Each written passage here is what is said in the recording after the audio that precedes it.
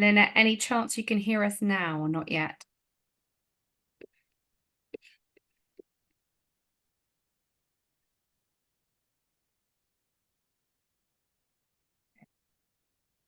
Let's see what we can do. Welcome. This is one of our sessions in Love Through Loss 2024, where we're talking about ways to support families and siblings through sibling support in baby loss experience. And joining us today, we've got beautiful mom who's contributed before and whose parent voice is one we cherish within our community, Shalu, and we have the teacher of her son, Aaron, Lynette, joining us as well. I'm going to just try and see if I can help Lynette with the microphone, but in the meantime, Shalu, I don't want to throwing a very kind of sensitive ball your way, but you've spoken a lot on your experience of losing your daughter Kaya, but perhaps you'll introduce a little of her to us this year as Aaron's sister, and what his experience of being Kaya's brother has been from when she was born to where we are now. Yeah, I feel like for me that's one of the biggest parts of acceptance in that whole thing of what he's lost out in everything that's happened. So we lost Kaya coming up to 3 years now. So her birthday's on the 23rd of October. So this is generally a difficult month. But yeah, when we first lost her, I've spoken before about memory making and having the cuddle cot. So he was able to come in and meet Kaya in the hospital. And then we had to navigate. Aaron was only 20 months at the time. So I feel like we had to navigate that space of how did we want to remember her? Did we want to mention her? We have a photo of her in our bedroom. We had her ashes with us until very recently. So they're all things that you have to navigate. And then you get into the point where he starts school. And he started nursery part-time last year. And it came to the point where I was like, oh, yeah, I have to inform his teachers of what's happened, because he mentions her sometimes very sporadically throughout the year. He'll mention her and say, where is she? Or talk about her. And he does say, oh, that's my little sister. But now he's 4 years old now, and I still don't feel like he makes the complete connection. But then again, it's for us as parents of how we want to carry her forward, and how we brought her into the family. So yeah, and then his teacher now, and he started FS2.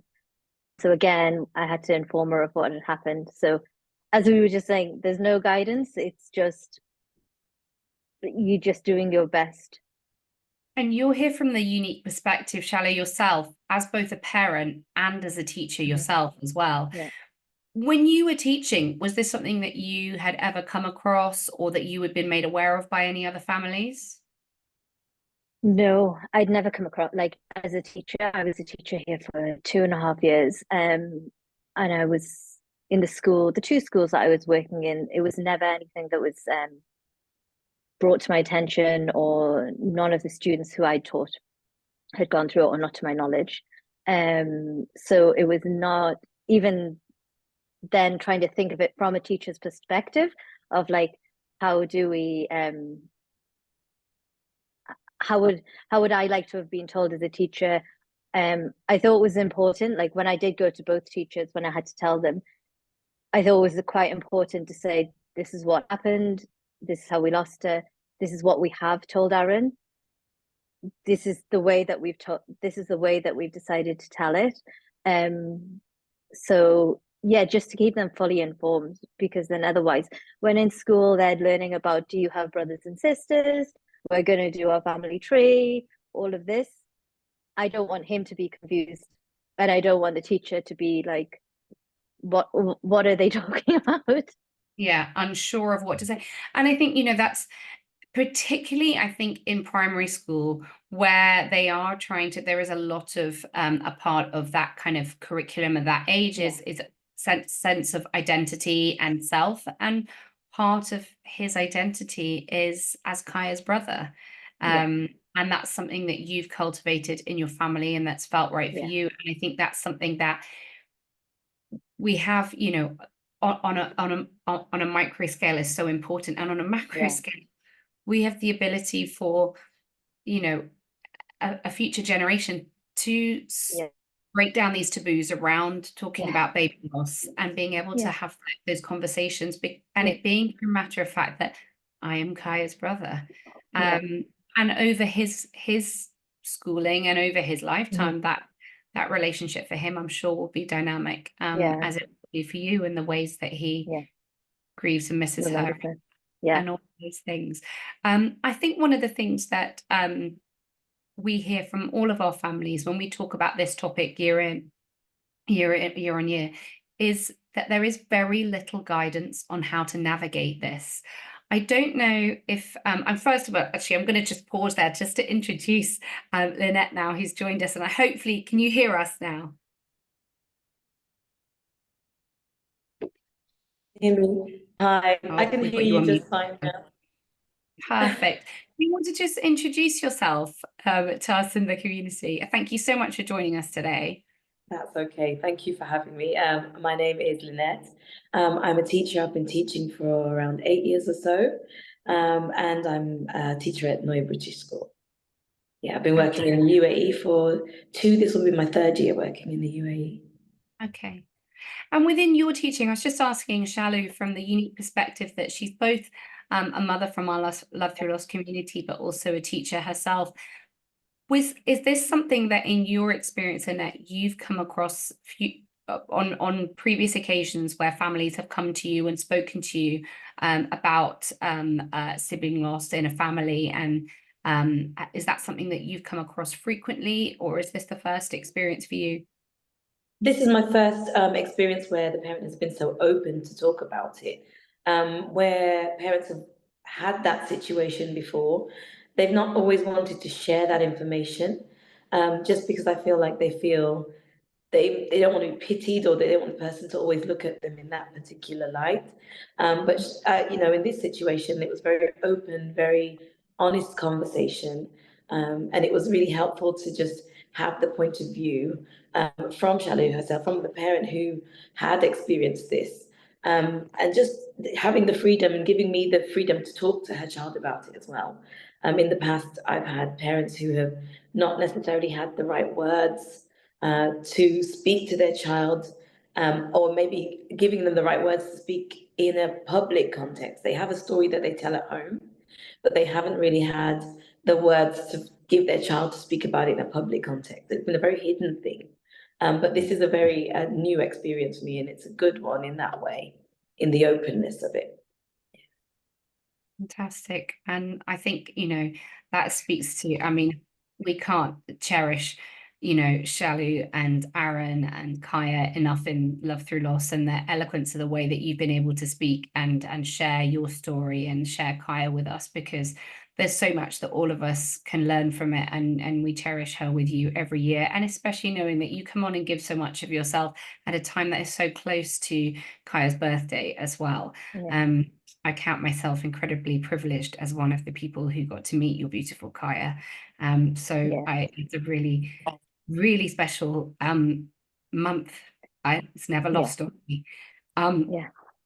So No, but I was just going to say, I remember as well the day that I told Lynette about it, because I was like, kept thinking for a week, I need to ring, I need to like set up a meeting with her and let her know, because I know that Aaron has been like, as I was saying, throughout the year, he asks, we'll sit down and read a story, and he'll just randomly come out with it. And I was like, and Aaron, he just says things sometimes. I was like, I don't want him to come out with it and teacher to be like, what's he talking about? So when I did tell you about it though as well, you did say that you were learning, you were talking about families, and you were talking about, do you have a brother, do you have a sister?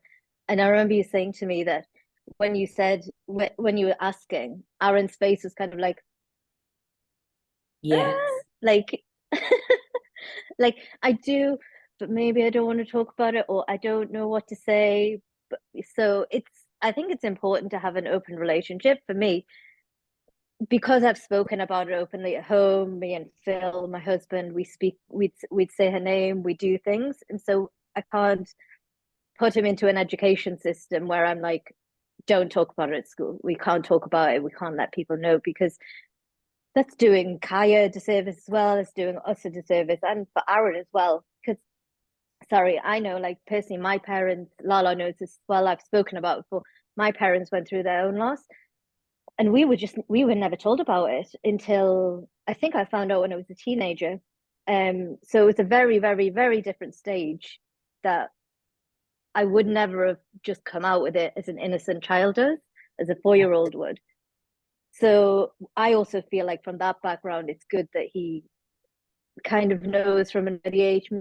Well, definitely needs to know, obviously, all the information, but he knows what he needs to know for him to develop as well emotionally, that these things do happen in life. Absolutely. And is it something for either of you, when you were going through your own training to become a teacher, was this ever something that was kind of mentioned to you, or ever something that was even kind of discussed or thought about that would be potentially something you'd have to navigate one day? For me, in my training, no, not at all. And my training route was a little bit different. I went through a work route, so I worked as I trained. So in that course that I did, there was no mention at all about how to speak to a parent, concerning baby loss, or anything around that conversation, really. So everything you learn, you just kind of learn as you go, and you learn from parents that you speak with. And actually, it's been really beneficial for me to learn from Shalu and to learn from Aaron the ways that are best to deal with Kaya's memory. That's best for their family, and that works for the rest of the class as well. Yeah. Shalu, for you, within any of your training as a professional at any point, was this ever anything that ever came up for you? No. No, like my background's varied. So I used to be in healthcare, but even in that side, not really. Like, I was a pharmacist. We were never really trained in university or even the year of training that you're given. Just bereavement in general as a whole, grieving as a whole, it's not really spoken about. And so, and especially in different cultures as well, people want to talk about it more. It's due to your personality or the cultural background. So no, in like the span of my professional career, I've never had a training session or like sat down with someone in that way. No, not at all. What for you now at this age? So we're talking about the fact that in primary school, there's a large part of, almost every year there's going to be a little bit of who am I? Who do I identify as? What does my family look like? That comes up almost at the start of every school year through kind of primary school. At this stage, Shelley, you've obviously shared that Aaron's in FS2.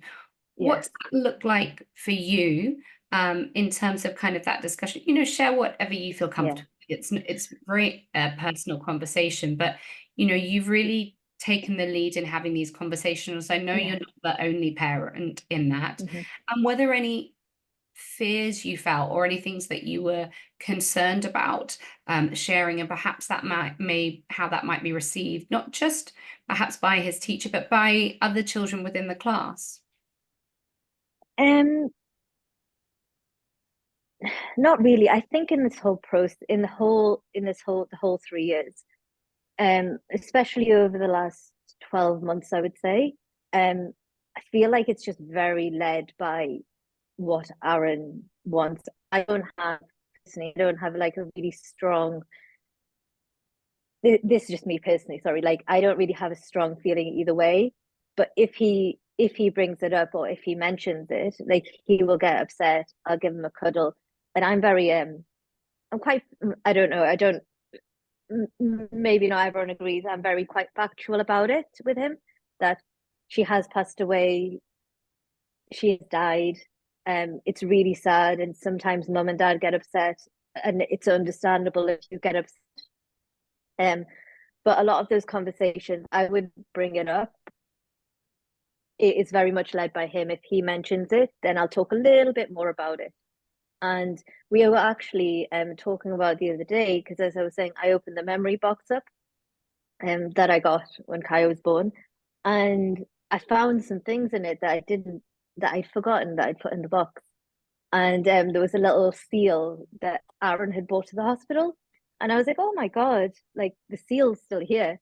And I was like, should we give it to him? Should we do something with it? And it was just, we sat down and we spoke about it, and it was again, it was like very led by how he is and how his reactions are, rather than bringing it up at a moment where we never know what they're thinking, but that life is continuing, I suppose. But maybe at a point he'll ask about her again when he's a little bit older, and we can actually say to him, oh, this is the seal that you gave her when you came to visit her in hospital, when we had the cuddle and everything like that. So for me, it's very much led by him, and then also helped by professionals. I've spoken to people, we've been referred to watch things and speak to different people, just really taking in all of that information, because we've come into a world which we never thought that we'd be in.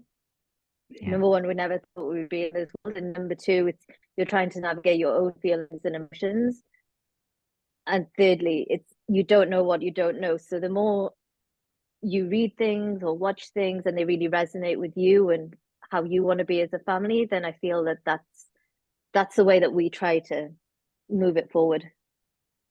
Yeah, absolutely. And there are some resources out there for speaking to children around bereavement, things like Winston's Wish and things like that can be helpful. But I think, as you said, it's not it is often you use a lot of the very factual words, which again, all of the professionals we've ever had on here speaking, and with any training I've done, is always what is recommended is to keep it very fact-based. Although I'm aware that within individual families, there will also be perhaps a narrative that is faith-based about whether it's heaven or stars or things like that. And that's very, very individual. Lynette, for you, what are ways that you'd like to see kind of I guess improvements in support for teachers about how we better support families, and I guess a bit of guidance about how, if those conversations come up organically in a classroom setting, when we are talking about who we are and what we identify as siblings, and especially when we got things like sibling days and all sorts of different things that get celebrated. What do you think would be helpful? What are we lacking in our education setting in terms of guidance on how we support the child and how we navigate that in a very diverse classroom setting as well? So for me, I would say one of the things that I feel would really be beneficial in preparing you is just some training, just first of all, some recognition, because it feels as though it's very taboo and it's a subject that some people don't want to even mention, and that's fine. But if it obviously it's something that does happen, so we should have just some basic understanding of how that affects families, how it affects the children in the classroom, and just some resources that would be helpful and age appropriate, really.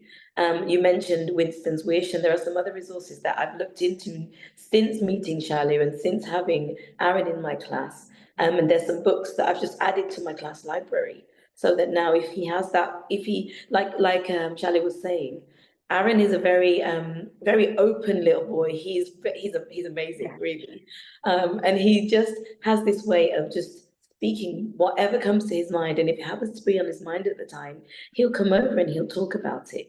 So to be able to have a resource to support me to say the right things to him in accordance to what his family wants and according to what they've already spoken to him about, that would be really, really useful. And just also just some recognition that this affects not just the families, but it also affects the teachers in the profession too. Having spoken to Shalu and having that conversation outside and with other colleagues, I've now realized that actually there are colleagues within my school who have also been affected by baby loss.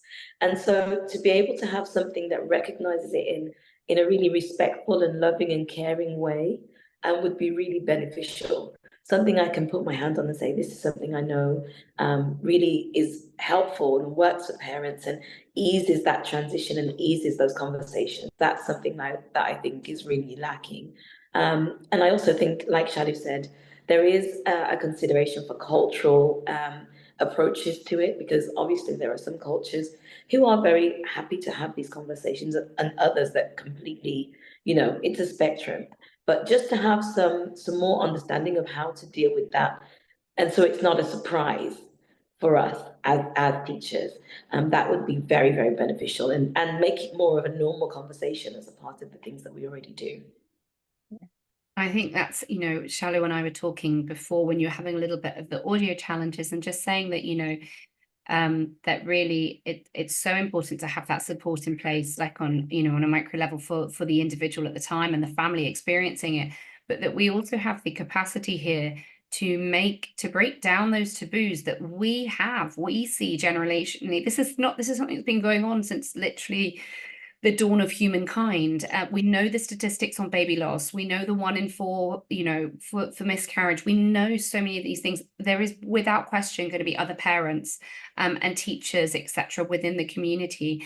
And I think it's so important. We've just had a conversation about peer support in a professional setting. So one of the things that we're launching through this Baby Loss Awareness Week is the peer support group for professionals supporting families through bereavement.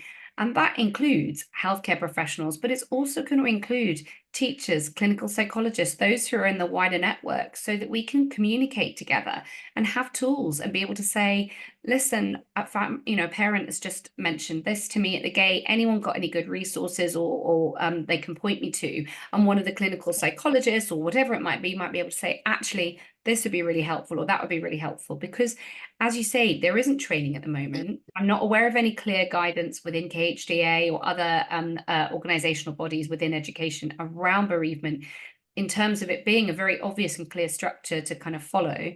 I think it's fantastic. I absolutely love your idea of having books in the classroom, because one of the things, did you know about that, Shalu? No, I didn't know. I was like, that's amazing. That is fantastic. Thank you. It's the best. It's one of the best ways I find children engage so well through stories at any age, and particularly that age. So it really, for me, it's one of the best ways to give children the language to express their emotion at the time, and just to have a conversation and build understanding for them. So yeah, it's a step. It's a step in the right direction. It's amazing. And there are there are books that are, because, as we said, at the moment, while we are all working here to break down the taboos and keep, bring baby loss out of this kind of shadow and silence that it's always been in, and make sure that it is something that people can talk about, both so the parents are less isolated, that no one feels that they have to navigate this alone. And so that people like siblings are able to express themselves as the sibling of a baby. So I've got a little family who are meant to be joining today, and I'm sure she won't mind me sharing, but she very much, when she thinks of her son, she thinks of a little crab. So it gets to be on every family holiday with them everywhere. He's always in a photo, he always managed, they can find. And and their daughter wanted to kind of do a bit of a show and tell about Franklin and talk about it. And at that primary school level, children are very, they're very literal, they're very factual, they say what's on their mind. But you've got really fantastic books out there, things like The Invisible String, that don't go straight to, it's not classically bereavement related, but you can talk about it so much when you talk about missing anyone or loving anyone that we can't see any longer. And I think those resources are really valuable as a way to kind of speak to grief of any type, to be able to kind of validate that feeling of being a sibling, even if we can't see the sibling that we're talking about any longer, but that they are still a part. I think, that's really fantastic. Shalu, have you got any other resources or things that you could think of, or ways that you can imagine that we can improve support and for little ones? I really now you're testing me. What have we've just been watching. We've watched things that have recommended to us through like different a therapist I was working with was like, oh, look at look at what this YouTube video.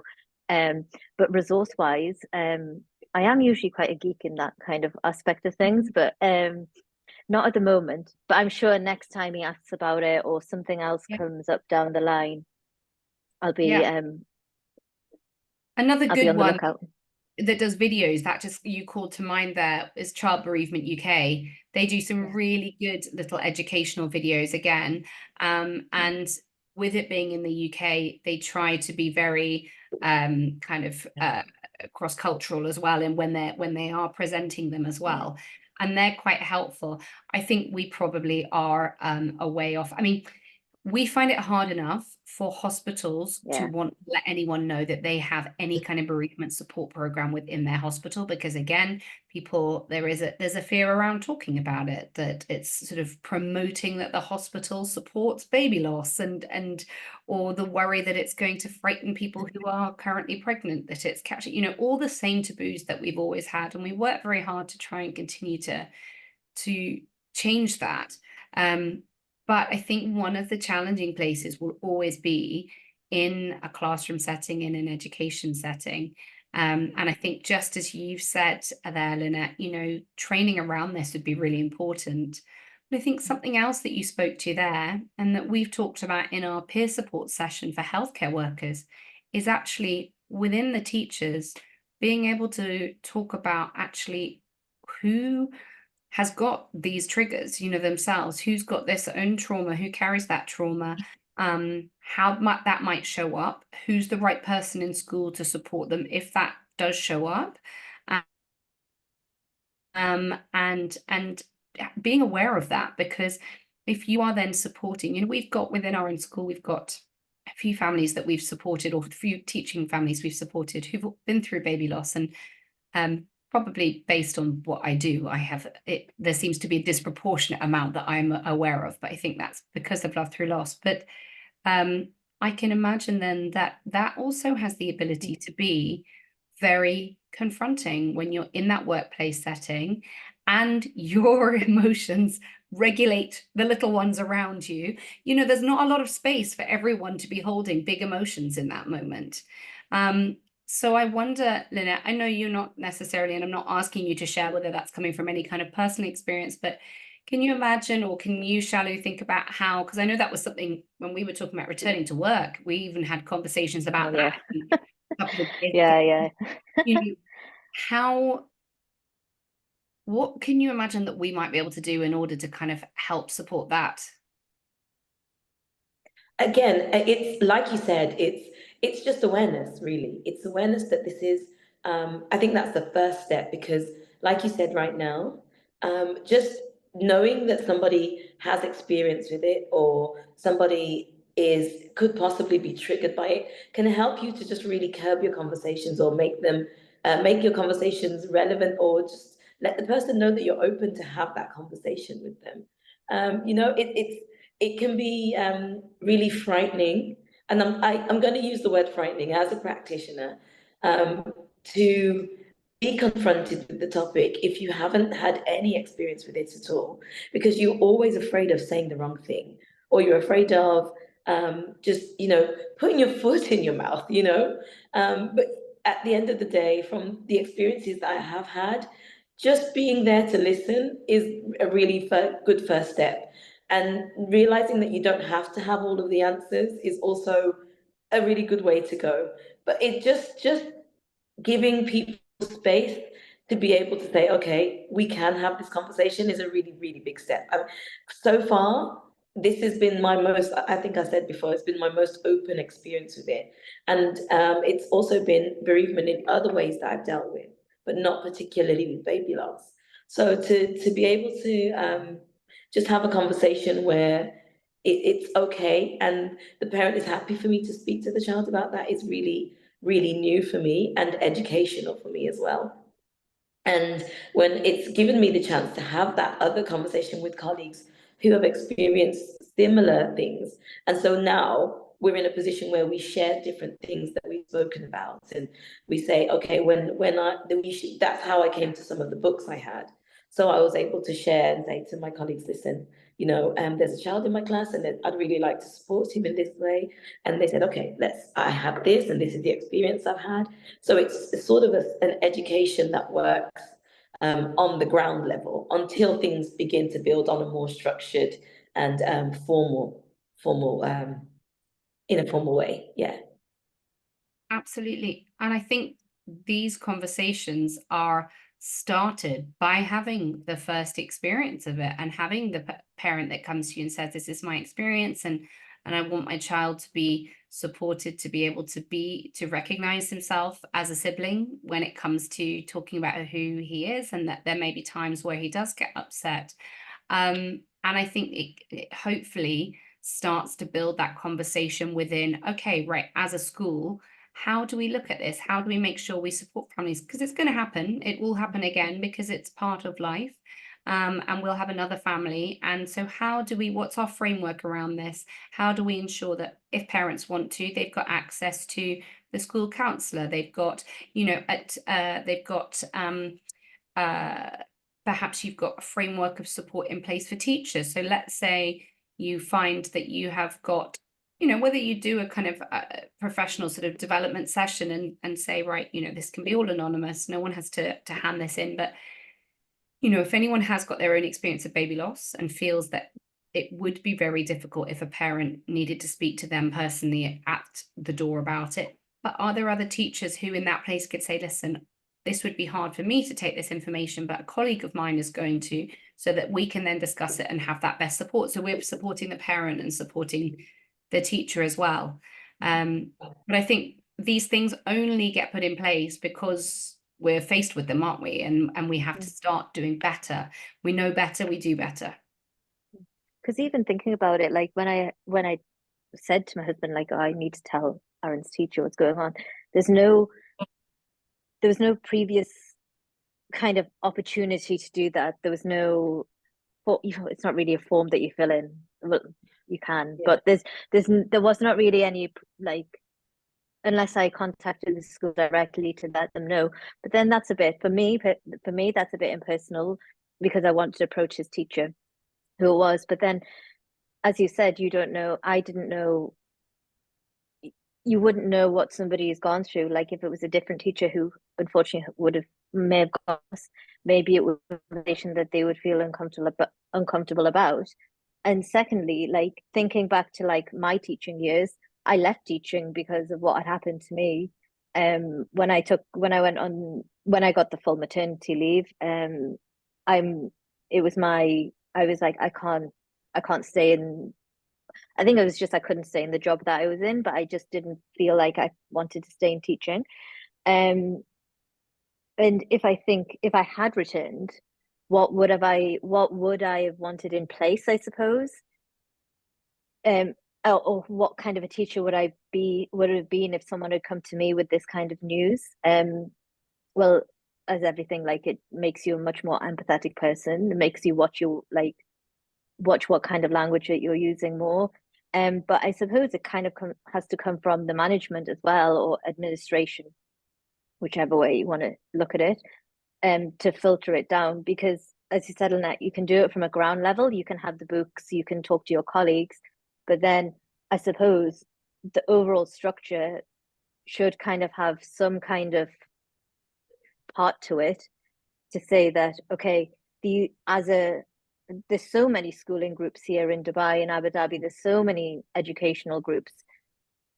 Do any of them, I'm not calling anyone out, but like, do they have a part where it's like, okay, this is bereavement care. If parents have gone through this, these are the people that we would contact, or these are the resources that we would recommend. It just has to be one chapter. It doesn't, but at least it's an acknowledgement there, and at least it's a resource for the teachers. Because if you have never been through it as well, bereavement or grief, then it can be awkward to try and, as you said, you're watching what you're saying, don't want to say the wrong thing. Sometimes you don't say anything because you don't want to say the wrong thing, which, as we all know, can sometimes be worse in the whole situation. So I feel like from the top down, it also needs to meet in the middle somewhere. And I think there are really good ways that, even just having, we've got so many wonderful like educational sessions that come into the schools now, especially around neurodiversity, things like that. This is something I think that would be a really wonderful thing to weave into some of those both professional and parental development sessions, is actually how do we talk about bereavement with children, especially, at the moment, it's on a global scale, there's an awful lot of children that are very exposed to something enormously heartbreaking on a daily basis. So being able to, this transcends baby loss and into many different types of bereavement. But I think it is something, baby loss particularly in primary school, is going to be the demographic of loss that is likely to be the most individually experienced within that kind of age group and the demographic. And maybe what it warrants and what it needs is a bit like an IEP, where you get to write, this is what you need to know about me. And this is what you need to know about my baby sister. This is language that I find helpful. This is language I don't find helpful.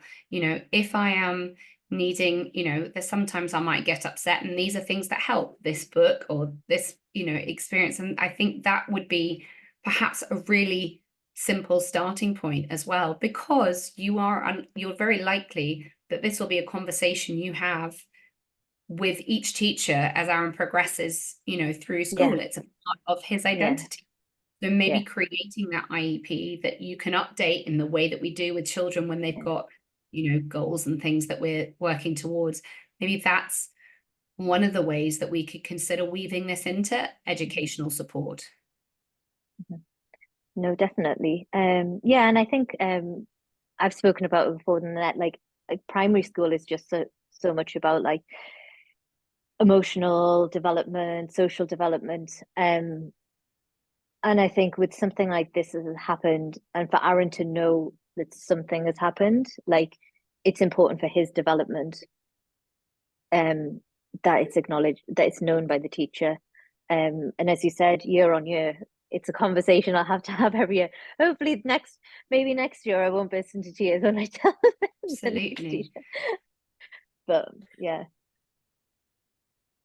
I think if you come to me or somebody had come to me with a piece of paper and said, okay, this is the information about this child, I would have found it very, very useful. But I did just find your conversation with me more useful.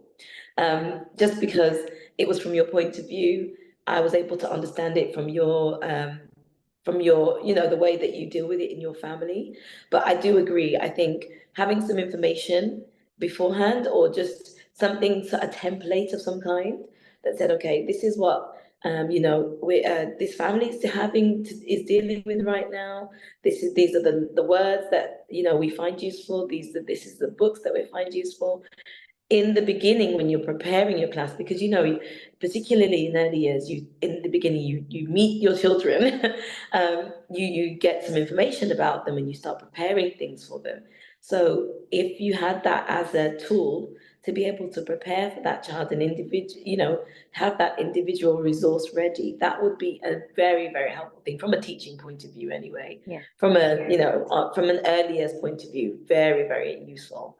And I think you could put on that, couldn't you, that you would be able to have then that option, Shally, to say we are open to having that conversation, or we find this very hard to talk about, so please, rather than speak to me at the school gate about it, let me pre-arrange a time. Do you know what I mean? So that you can also then find, you can create the safe space that works for you to have further conversation whenever it's needed as well. And there was another thing I thought of just then, and then literally my head has just disintegrated at the exact same time, but it'll come back to me. But I think that's it's a conversation that I think unfortunately they are conversations that are driven and started through experience, and hopefully it will only go from there. And we've got other families who've spoken about the fact that schools, there are going to be families who go through this experience whilst the child is in school, and there are very practical ways that they can support in terms of providing extra wraparound care when available. So if the parents need that extra time and support, being able to create really good open lines of communication, because it may be that there are other people doing school runs and things like that. There are really good ways to potentially put support in place or have a kind of plan of action if a family does go through anything. I know what I was going to say. It came back to me. There you go. I knew it would. If you're ever doing work around, I don't know if you do you do sibling days in your school or not? Is that a thing? At the moment, no. At the moment, no, but possibly in the future. And when you are doing anything like, you know, family trees or writing kind of who I am, I usually at that early, and again, this is my experience, but in the early stage, it's very kind of that immediate family of like, you know, parents and siblings. But I know that for some people that might, especially out here where we have more multi-generational living and families, but it might include grandparents. Do you ever do you ever feel it would be appropriate to say, and if there's anybody special that, you know, that isn't, I don't know how you would phrase it, but if there are any stars that you want to put on that picture, because it could be grandparents, it could be anyone, you know, that isn't with us, but they're an important part of your family, you can put them on a star basically, or something like that. Do you know what I mean? I don't know what would be appropriate and how to get around that, or maybe it doesn't need to be because the child will be the one who leads the way on that. But I'd be curious to hear your thoughts on that, Lynette.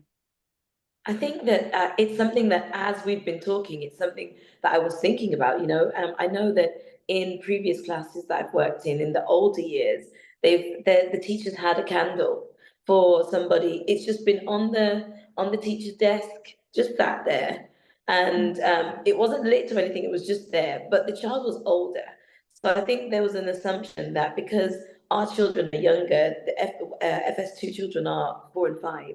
So there's an assumption that because they're younger, they don't understand. But actually, Aaron is a shining example that actually they do experience these things and they do have understanding of what's happening. So something like that would actually be really nice. And it just gives us a way to help them. I know Aaron likes to have conversations with his friends as well. So if he's having conversation with another child, we can say, yeah, this is somebody from Aaron's family. You know, especially in an international context, the children understand that there's family who's here with us now and there's family who's far away or family who's not here. So it would be another dimension to add, and I think it's a really nice idea. Yeah. I think the takeaway from this is all that there's so much still that we have to kind of learn and that we can navigate in ways to support families better. And it's conversations like these that start getting those thought processes going. So to both of you, Lynette, thank you so much for joining. Shalu, as always, thank you so much for sharing so much of Kaya and Aaron with us today as well. Thank you, Lola. Thank you so much for inviting me.